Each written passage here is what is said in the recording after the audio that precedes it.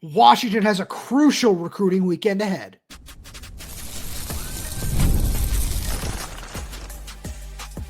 You are Locked On Huskies, your daily podcast on the Washington Huskies, part of the Locked On Podcast Network, your team every day. Welcome back into another edition of the Locked On Huskies podcast. I'm Roman Tomashoff. That's Lars Hanson. He's site editor with Athlon Sports' Inside the Huskies. I'm the site editor with Huskies Wire. Thank you for making this your first watch or first listen of the day, as we are part of the Locked On Podcast Network, your team every day. Just a reminder to all the everydayers, wherever you're getting this episode, whether it be YouTube, Spotify, Apple Music, Amazon Music, first of all, we really appreciate it. But second of all, make sure you click that subscribe button, click that little bell as well, so you never miss when we post a new video. Any questions, comments, concerns, drop right down below in the comments section. And if you're audio only, please leave us a 5-star review. All that really does help us out a lot. We got so much more fun stuff coming from spring practice. So also make sure you follow us on social media. Twitter, Instagram, TikTok, we're everywhere at Locked On Huskies. Got so much fun stuff that we're posting every single day. Lars, we're going to get to all of that fun stuff a little bit later on that we saw on the field on Thursday. We got to talk to Kevin Cummings, and some of these young wide receivers, they just continue to shine. I feel like we've talked about them a lot, but it's because they've been really good. Like that's just kind of the long and the short of it. We'll get there. We'll dive into it because there were a lot of interesting things that those guys had to say, but speaking of wide receivers, there's going to be a whole lot of big-time targets on campus this weekend. 4-star Mason James is one of them, but we got to start with the big one. That's 5-star tackle Kodi Greene.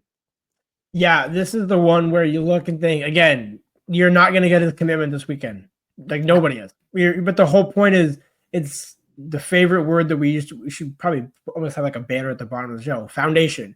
Laying the foundation, where you have his older brother, Kodi Greene, redshirt freshman safety, I believe, from Eastside Catholic, where Kodi Greene, again, was from Washington, moved down to, I believe, Mater Dei, is now in Southern California, which, again, can't fault him for that. Dash went from Chaparral to Mater Dei. Again, there's a reason you go to Mater Dei. It's good coaching, great coaching, and all those sorts of things.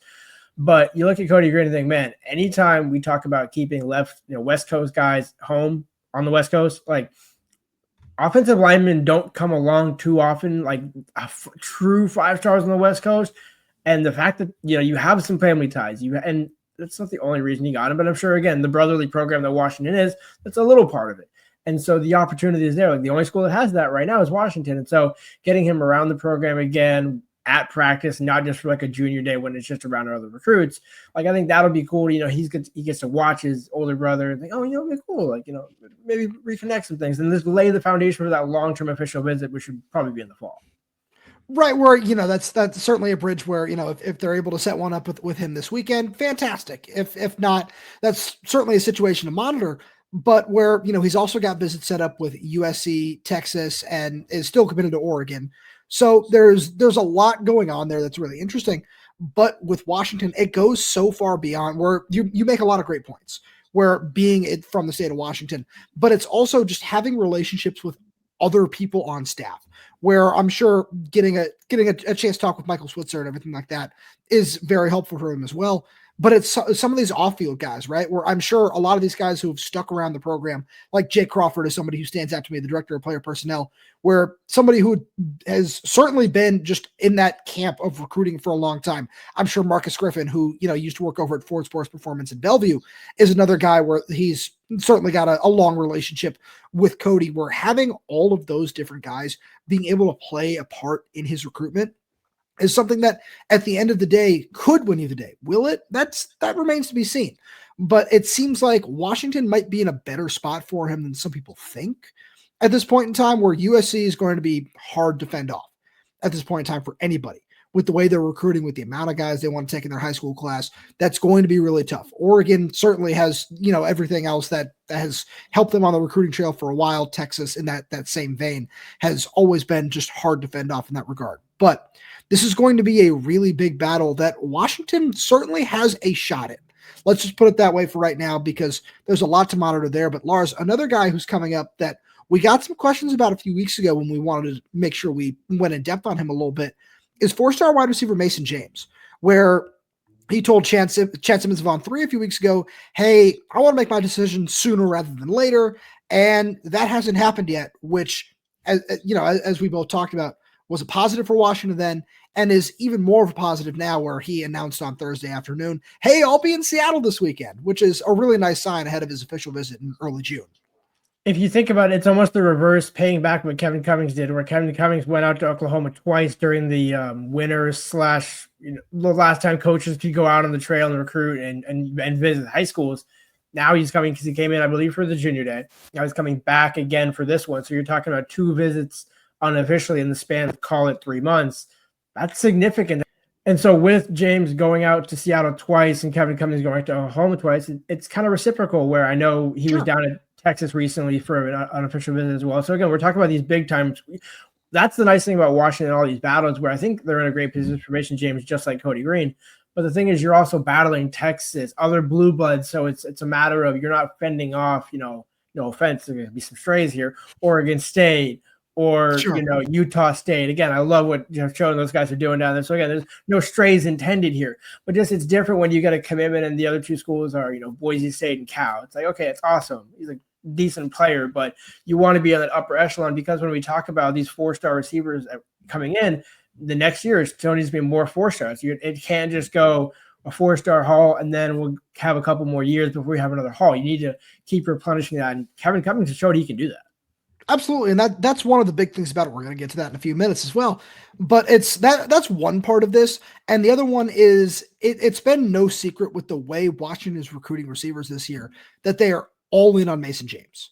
Where last year it was kind of, we want to take a lot of guys. They got Raiden Feinsbright in the boat early, and they were really, really happy with that. Obviously that was somebody else that they really prioritized. But I look at what Mason James could mean for this wide receivers class, where I think it's going to end up being a 3-person class. It's because we talked to Kevin Cummings about that, and he said, we really felt like the room needed a reload. But as you said, you need to continue to do that and continue to stack talent. Having Terrence Sarian already in the room is a nice win. Getting, Mason James is that not that cherry on top, but there's just the big piece that you're looking for, because then you add Luke Weaver as somebody else who's coming up on an official visit in late May or early June.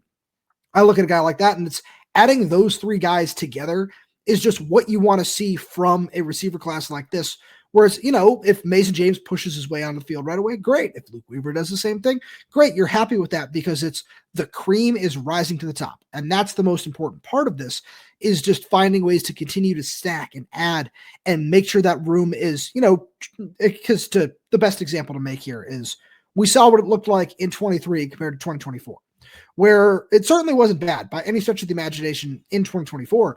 But it's just making sure that you don't have some sort of fall off, right? Where you're able to go add Jeremiah Hunter from the transfer portal. You're able to, retain Giles Jackson the way they did all that, which is still very unique. And then just having Denzel Boston step into that role. It's about being able to not have a fall off year in and year out, which is what the best programs do. And Lars, before we move on, another guy who's going to be on campus this weekend that I've been really intrigued by for a while is 3-star tight end Kai Wesley, where just having that guy with that frame is, I don't care about the star ranking, where, you look at what Jordan Papow did for Kaleki Latu, and it's, you can find room to take that guy. And what I wonder is, do you take 2? Because we know how Landon Murray stands, and I think, you're kind of rotating through different guys, and just say, again, it's always going to be a case of whoever commits first gets the spot. Or at least I'm curious, I'm curious if they'll take 2, but either way, you just look at Kai. If you end up taking 1, but the reason why I say is Kai. If Kai ends up being the only one, that's still a really solid take in terms of, okay, we probably could use 2, but if we only need 1 for the scholarship limit and things like that, Kai Wesley checks every other box. I mean, he's big, tall, athletic, and I think can do a number of different things. When we see how the tight ends are used in Jedd Fisch's offense, it's that guy you can put him in 3 different positions at least. No, absolutely. So I agree with you there. The one thing I'll say on taking 2 tight ends is you look at the visits they have set up. There are 4 already, where Camden Jensen's coming for the spring game. And then you've also got Landon Myrie in there, and you've got Kakua Amua from IMG Academy as well, where there's a whole lot going on there. And I think that's something that Jordan Papow has done really well, is recruit and develop the position. So I think he's got a solid opportunity there. It's also worth noting before we move on, 3-star linebacker Ezaya Tokio is somebody who's also coming up from Southern California. He's got an official visit set as well, and is somebody who, with his size and frame, really curious to see if he's somebody who Washington really starts to push for over the next few weeks to add to a class after, you lost Wasi Lalobi. So a lot of interesting names on campus this weekend. We'll see how it all shapes up. But Lars, we got to talk about these young pass catchers because Kevin Cummings said some very enlightening things for us today. And we'll get there right after a message from our friends over at Amazon Fire TV. Did you know your Fire TV is also an Xbox? Turn any TV into your gaming and entertainment hub with Fire TV Stick 4K devices, no console required. Just grab your paired controller, subscribe, or sign into Xbox Game Pass Ultimate with EA Play included, and you're ready to play. Dive into hundreds of premium titles from EA Sports College Football 25 to Call of Duty Black Ops 6 and Avowed as easily as you stream your favorite shows. It's gaming made simple, and it's all on your Fire TV with Wi-Fi 6 or 6E and auto low latency mode. Advanced technology, Fire TV Stick 4K delivers smoother, more responsive gameplay with lightning fast speeds you need to stay competitive. And you can play high quality Xbox games at a fraction of the cost of a console. Already have a console, a Fire TV Stick 4K device is more affordable and easy to travel with, allowing you to take you or your kids' games wherever you plug in, which is great news for me because if I'm on the road this football season, I want to drop into Verdansk, I'm absolutely hooking up my Fire TV Stick 4K device. It's going to be absolutely fantastic. So much fun. Head to Amazon.com/FireTV locked on to get started. Xbox Game Pass Ultimate subscription and compatible controller required. Available on select devices, including Fire TV Stick 4K, Fire TV Stick 4K Max, and Fire TV Cube. Lars, we got a chance to talk to Kevin Cummings after practice today, and we got to talk to him about some of these young receivers, some of these guys who are stepping up. We got a whole lot to get to. We posted a little bit of that over on social media as well, just from our conversation with him. Is there anything that just stood out to you the most? It's clearly Rashid Williams, and we've both been saying it for a while. We honestly, I think, felt it last season, but you look at the guys that were ahead of him, and one guy that kept coming up in that same light was Jao Jackson, just as a good physical kind of veteran example that Rashid has now learned from. Because I forgot who asked him the question, but it was like, this is your third year of the program. Like, man, it's been here for 3 years. Man, like it doesn't feel like that, but it also does at the same point. But it's also why we have the expectations that we do for Rashid, which is, now this is your chance to shine. Last year, it was kind of asking too much, but you still showed pretty well. Had the touchdown catch at Iowa, things like that, work with Damon towards the end of the season. And I think that was so crucial because now Damon comes into the spring, you have all those banked game reps, let alone the practice reps. So now that those guys should be further ahead, this offense should be further along, and that allows you to get through, more in the spring because you have that foundation laid. No, absolutely. Where that's one thing where when we got to talk to Rashid today as well, it was talking about, him making sure he put in all the extra work this offseason to take that next step and be one of the guys to be relied on. He talked about building chemistry with Damon Williams, continuing to improve his route running and all those other things where he's been such a critical piece just of what Kevin Cummings is building throughout this offseason, because we look at what Omari Evans has brought to the table. By the way, should mention really quick that both he and Raiden Vinesbright were both back on the field today doing a little bit of work, and it was a half shell day, so there wasn't a lot of contact, and they eventually went over and joined the rehab group, but it's nice to see both those guys back out on the field. But, when you talk about Rashid, it's what you and I mentioned when Omari was first brought into the program. This is somebody who is not going to stunt Rashid Williams' growth, and it's not somebody who's going to push him out of the program, even though, one thing he mentioned with us today was, I'm not going anywhere. This is where I want to be. I love it here. And, I'm not interested in testing the transfer portal or anything like that, which is certainly, just that's nice to know from the standpoint of building chemistry with Damon Williams and the role he could continue to have, obviously not just this fall, but moving forward, since he looks to be, just somebody you want to build around for the next at least 2 years. And it's a credit to his character. I mean, it's something we've known. Like, he's a great kid, coming in under Jamarcus Shepard and that staff and Kalen and all those guys. Like, you knew it was a good kid. It was just a matter of, okay, when can we finally see it? And last season, it was a little bit of a push just because I think even if he had gotten, let's say, like starting reps last season, I still think there would be like the challenge off season, which it seems to be like the theme of the day, which is, hey, we're challenging Rashid Williams. It seemed to be like challenge is the theme of the offseason, theme of the spring. When these young receivers with Rashid Williams, Justice Williams, Audric Harris, all three of them have their own little challenges to do because they're not all going to play the same positions. Audric did mention, worth noting that, he played all three positions last season, so he kind of got trial by fire. I think this is almost a better way of doing it, where Rashid wasn't thrown necessarily fully into the fire last season, but still had some chances. This is kind of the spring for him to say, you know what, I'm going to be that next guy where, yeah, Omari might be a penciled in starter, but I'll have more production as a result. And that's outside of Omari. It's just that's kind of what should happen. No, absolutely. Where we saw that from Rashid today too, where Damon made one of the best throws I've seen him make this spring, where he fit it just over Rashid's front shoulder and just a perfect ball for him on the sideline where he toe tapped both feet and it looked like he picked up 15, 20 yards on the play. And it's one of those things where you want to continue to see that because, Kevin Cummings spent some time because he was asked by, I think it was our buddy Andy and Rashid at the Seattle Times with the two guys who aren't here yet, in Desmond Roebuck and Deji Jose, and what they bring to the table and just what, they just bring to the room as well, not just the table on the field.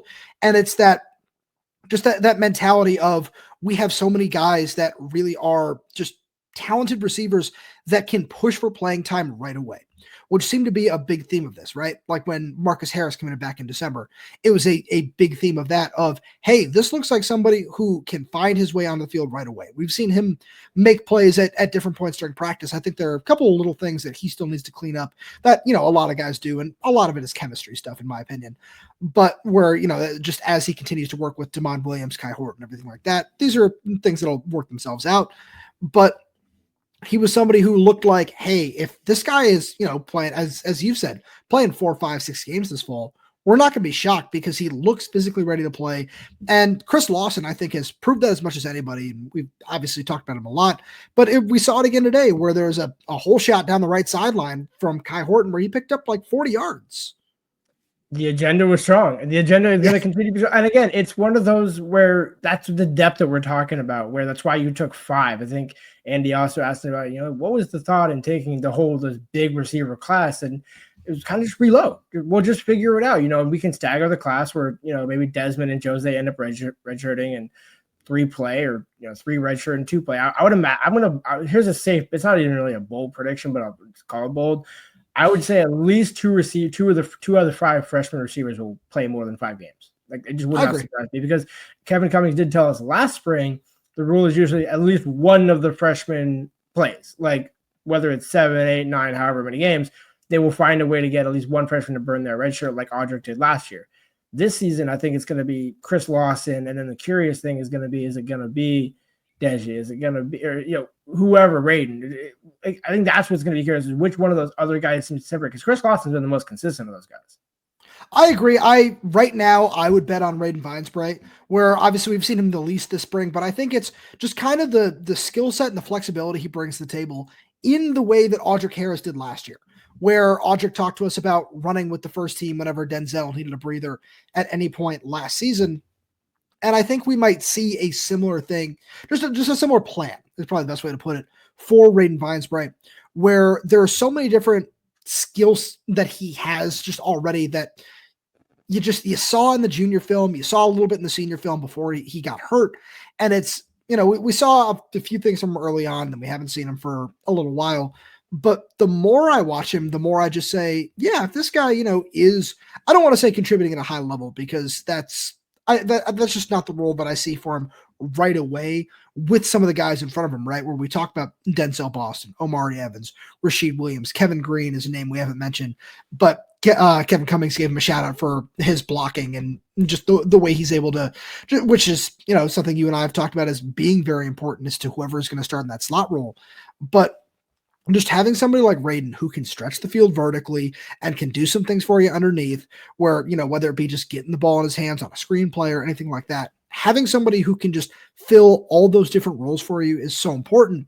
And, whether with Audric Harris having 2 catches last season, like that's probably more of the reason why he burned his red shirt, is because they trust him to do those other things and just be on the field for a lot of those other plays, right? Like, just, hey, we want the threat of you on a screen. We want to make sure we're keeping the defense honest with all these different little things.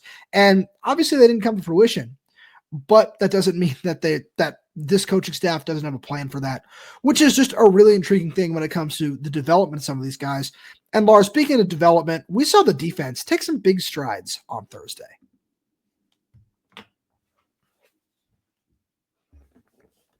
me pop up my little notebook here, and I think the best place to start is with Rylon Dillard-Allen's interception today, where there was a Kai Horton overthrew Marcus Harris coming down the right side of the field, and Rylon Dillard-Allen made a really nice play. He was playing just free safety over the top, comes over and makes a really nice pick, and then he gets up and he just punts the ball, which is also fantastic because Champ Talilia just fair caught it wherever he was standing in the field. But I've been really impressed by Rylon Dillard-Allen. The punt was very nice, by the way. You gotta give him some props for that. But I look at the safety room, and we had this conversation the other day, but we've already kind of established that you and I both believe he's going to play this season. And the more I watch him, the more I say, I don't think he's going to push to start, but if he is safety 4, let's call it, by the time the season rolls around, I'm not going to be shocked. All right, so not that I'm going to take anything away from what you just said, because it was technically true. He did get an interception. I think it was worth noting, though, there was a significant amount. Like if that game is on Saturday, if that play is on Saturday, oh, he's going to hit, yeah. Not only is he getting hit, but he's also like that. I think that was the play that had holding, right? Because that was the one that was on the down the sideline.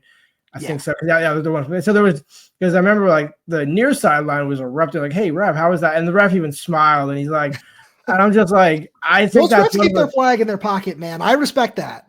And I think the odds of that happening in the Big Ten, where we saw some calls, exactly. So, but again, it doesn't take away from what you said with the rest of it, which was the impact that he's made, the ability to read that. And again, freshmen, that's a coaching thing where, okay, you can still work that out where, hey, just don't hold, but you're still in position. And I think even without the hold, he still would have been in position to at least bat the ball away, if not come up with the INT. And that's why you're going to play. That's why he's going to play, is because he makes an impact. And I think, first of all, it's going to be also on special teams. And I think just his ability to read and disguise, I think that will also help when it comes to playing defense.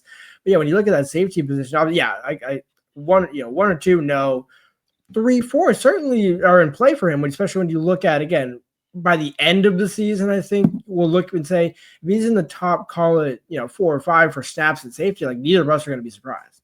No, and that's the thing where I think the top 3 are set. It's McEllisteen, it's CJ Christian, it's Alex McLaughlin. However those snaps work out, you figure that out down the line.